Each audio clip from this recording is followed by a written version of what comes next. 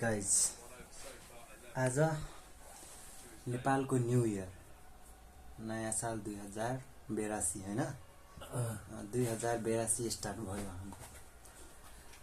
पहिला यहाँ अहिले त म बाहिर बसिरहेको छु काठमाडौँमा। पहिला घरमा बस्थेँ। घरमा बस्दाखेरि के हुन्थ्यो भने नयाँ साल आउने बित्तिकै बिहान उठ्ने बित्तिकै पुरा गाउँको हजुरआमाहरू बुढो बाजेहरू सबजना आउनुहुन्थ्यो अनि यसो टाउकोमा पानी हाल्थ्यो हाम्रो त्यो जुर शीतल भनेर। अनि बिहान भरे उठेर बिहानै पुरा नुहाउने दामी त्यो खानेकुराहरू बन्थ्यो हाम्रो घरमा पुरै खाने चिलमा हैन।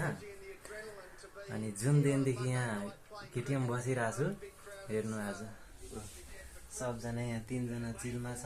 के मतलब छैन न्यू इयरको मतलब चिलमा नि के भन्नु मतलब पुरा अब भिखारी त्यहाँ हेर्नु हाम्रो त्यो म जुम गरेर त्यहाँ खाली छ पुरा। यी भाँडा बर्तन सब यत्तिकै छ जुठो छ यहाँ पनि छैन कि मतलब लाइक नयाँ वर्षको कुनै भाइ आइरहेको छैन के भाइ भएन के भाइब्स अब यार अब पब्लिक बुझिहाल्छ आफै भाइब्स नै आइरहेको छैन। अब के भन्नु तपाईहरुलाई धेरै शुभकामना छ नयाँ सालको नेपालको जनताहरू। अनि म नि नेपालकै हो यार हाम्रो साथीहरू अफ्रिकाको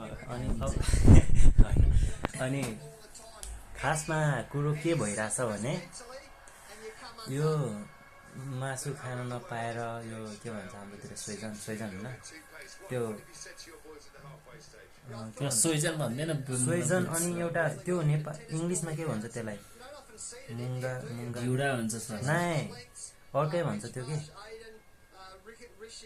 ल बुट्छोती के अब जे भयो नि अब तपाईहरु बुझ्नु हैन त्यो ग्रीन कलरको यत्रो ठुलो हुन्छ त्यो खाने हाम्रो पुरै चलन थियो हैन।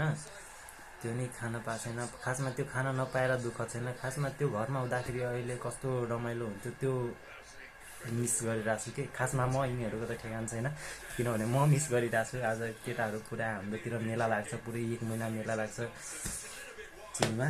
यहाँ बसेर न आज पढाइ भइरहेछ न के सबजना यहाँ यी गेम देखिरहेछन्। आज नयाँ साल कुनै मतलबै छैन कसैलाई। बिहान भरे उठेर पशुपति गएको थिएँ त्यो बिहान उठेर पशुपति गएको थिएँ म सुतिरहेको थिएँ ऊ सुतिरहेको थियो ऊ गएको थियो। अनि पशुपतिमा भिड हेरेर भित्र नि छिर्न पाएन यस्तो भिड थियो 10 बजीतिर गएको। अनि त्यतिकै हो नयाँ साल ब्याचलर लाइफ। अब घरको प्रब्लम सुनेर केही न खान मन लाग्छ नि पकाउन मन लाग्छ पढ्न त के भन्नु यी ड्रइङ बनाउँदै पढ्दै यो कसो हो मलाई थाहा छैन त्यो बनाइरहेको थियो राहुल साथीले